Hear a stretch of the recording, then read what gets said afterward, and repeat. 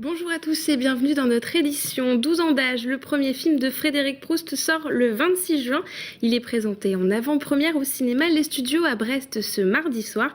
Et pour l'occasion, l'acteur Patrick Chenet et le réalisateur sont sur notre plateau. On en discute dans un instant avec eux, mais juste avant, retour sur l'actualité de ce mardi 18 juin 2013 dans le Finistère.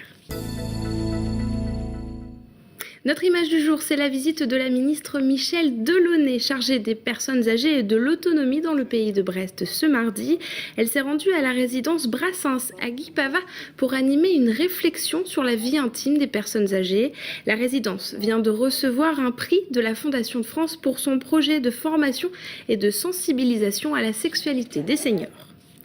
Après l'appel du 18 juin du général de Gaulle, voici l'appel du 18 juin des entrepreneurs bretons. Ce mardi, à Pontivy, ils étaient une trentaine réunis pour lancer un cri d'alarme. Objectif, sauver l'économie bretonne. Ces décideurs se dressent notamment contre l'écotaxe et les lourdeurs du système administratif français. Le point avec nos confrères de Titélé, d'Evrig, Lequéo et Germain Lutz. C'est un appel qui inaugure la conférence. Il résume les inquiétudes et les revendications de nombreux acteurs économiques bretons. 25 d'entre eux, chefs d'entreprise, membres d'instituts économiques ou lobbyistes, se sont réunis ce mardi à Pontivy pour représenter ce comité de convergence des intérêts bretons. Il rassemble quelques 500 entreprises. Principale inquiétude, la mise en application de l'écotaxe. Cette taxation des trajets des poids lourds représente pour ces entrepreneurs la lourdeur du cadre légal et administratif français. On ne peut pas rajouter déjà à une crise qu'on connaît maintenant et dont on voit bien les effets concrets en Bretagne, cette fameuse écotaxe dont personne ne pourra supporter les effets. Nous devons donc de faire un appel à toutes les forces vives qui souhaitent collaborer en Bretagne pour trouver des solutions, puis surtout arrêter d'une manière générale avec cette surréglementation administrative qui empêche que les choses se fassent. Première action annoncée pour les entreprises du comité, le non-paiement de cette écotaxe. Celle-ci doit entrer en vigueur à partir du 1er octobre. Ces chefs d'entreprise soutiennent également une décentralisation plus rapide sur le plan économique, comme pour la dirigeante de la société morbihannaise Ecofeutre qui dénonce un gâchis d'énergie. Ce que je souhaiterais, c'est qu'il y ait effectivement un changement assez important pour qu'on laisse plus l'initiative au local. Laissez-nous, nous qui sommes près du terrain, trouver les meilleures solutions en nous faisant confiance. Voilà. Le comité de convergence des intérêts bretons prévient qu'il passera à l'action dès la rentrée contre, je cite, les réglementations illisibles qui freinent et paralysent le développement des entreprises bretonnes. Il serait déjà en contact avec d'autres régions qui pourraient se joindre au boycott de l'écotaxe. Des maisons écologiques et économiques dans le quartier de Querarblaise à Brest. D'ici quelques mois, une vingtaine de logements sociaux à faible consommation énergétique seront disponibles à la location. Frédéric Lorenzon est allé visiter ces logements dits passifs. Brest Métropole Habitat, l'office HLM, construit dans le quartier de Querarblaise, 16 logements dits passifs.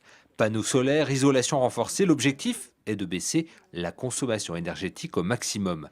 Exemple avec cette chaudière.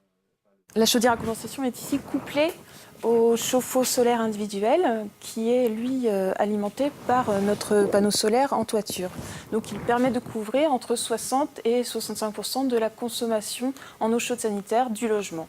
Et pour éviter la déperdition de chaleur, un soin particulier a été apporté à l'isolation.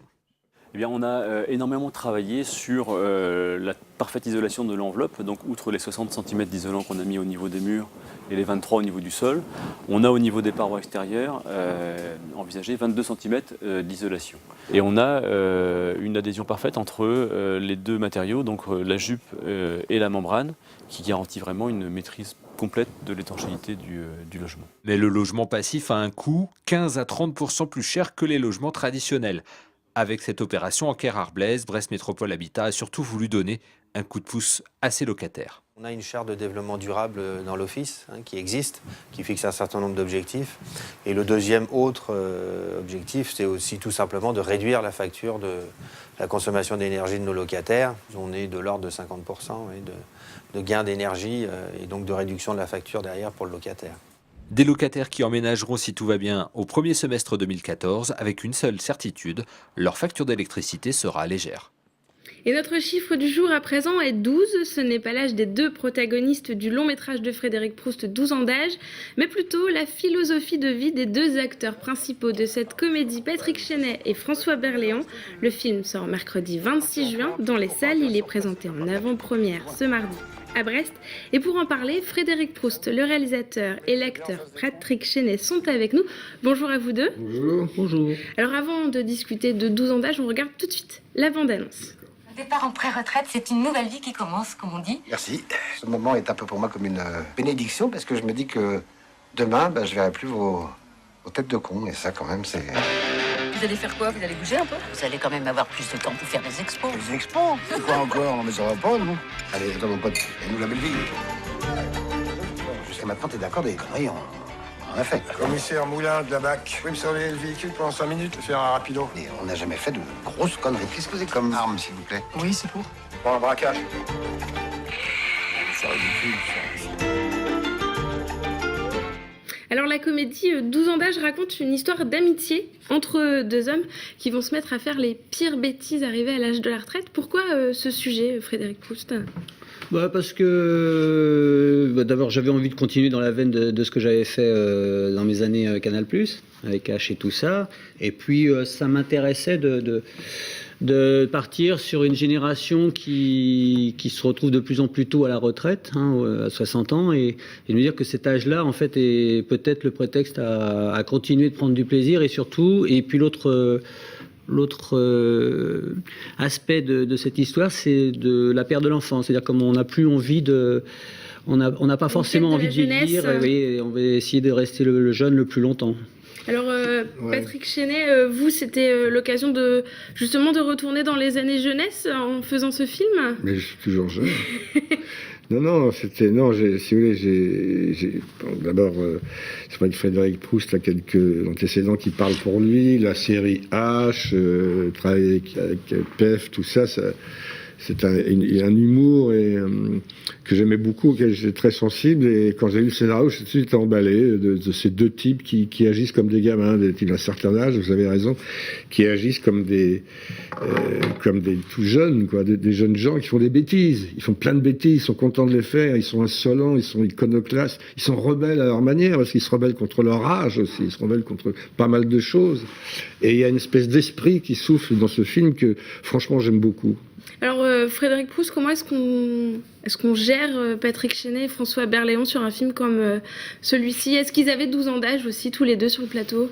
Ça s'est très très bien passé. Par contre, on a été très très consciencieux parce qu'en fait la comédie, moi j'étais plus que ravi d'avoir réussi à les convaincre et que le film, oui, c'est carrément un cadeau. Puis surtout, c'était vraiment eux que je voulais. C'était et François et Patrick c'était la condition sine qua non pour faire ce film. Et ça s'est passé de façon très très professionnelle parce que la comédie c'est vraiment un genre très très technique. Donc on travaille avec des Ferrari, mais moi je suis obligé d'être très très concentré. Comme dit l'adage, qui rira au tournage, pleurera au montage. Il faut se méfier de trop de bonne humeur ou de déconnade quand on fait des comédies. Parce que ça nous fait rire, nous, sur le plateau, mais ne pas faire rire forcément le public. Donc l'interprétation et l'incarnation des situations de comédie demandent une grande précision et un grand sérieux. C'est le sérieux qui fait rire aussi. Comment ça s'est passé avec François Berléand, tous les deux? À travers, on se connaît depuis longtemps. On a déjà tourné pas mal ensemble, on a fait du théâtre, tout ça. On était en vacances ensemble. C'est-à-dire que c'est baigné ensemble. Oui. Le film n'est pas une simple comédie, évidemment, il y a les rires, mais il y a aussi une réflexion, effectivement, sur la vie, la jeunesse. Vous avez peur de vieillir, tous les deux? Moi, ça m'emmerde. Pourquoi? Parce que vous verrez quand vous aurez mon âge, vous n'aurez plus la question. Non, je me sens en pleine forme, je suis content, il y a beaucoup de choses que je gagne, il y a beaucoup de fardeaux que je laisse en prenant de la maturité, mais le temps se rétrécit, j'ai tellement envie de faire de choses, j'ai tellement envie de faire des trucs, de tourner des films, dans le théâtre, de voir des gens, de vivre tout simplement, de rencontrer, de faire des rencontres, que je me dis, j'en ai pour moins longtemps que ce que j'ai eu jusqu'ici, ouais, ça m'emmerde. Rapidement, Frédéric, qu'est-ce que vous aimeriez que les gens retiennent de ce film? C'est ce qui commence déjà à se produire dans les avant-premières. Là, on fait le tour des villes. Ce soir, on est donc à Brest, évidemment. Et c'est que les gens ressentent beaucoup d'humanité, beaucoup de. Je crois que c'est la chose dont je suis vraiment le plus content. C'est que les gens ressentent beaucoup d'humanité et ils sentent une grande sincérité dans le jeu et puis et dans l'histoire. Les amitiés viriles, si je peux dire, c'est toujours quelque chose qui touche et qui atteint son but, là particulièrement. D'autant plus que ça passe par le rire et bon, il y a quelque chose de... Moi, je rajouterais une toute petite chose. Rapidement, très rapidement.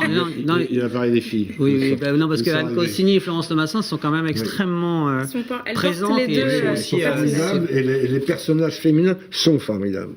Et merci à vous deux d'être venus nous parler de 12 ans d'âge qui sort le 26 juin. Merci à vous de nous avoir suivis. On se retrouve demain pour un nouveau point sur l'actualité dans le Finistère. Bonne soirée à vous sur TPO.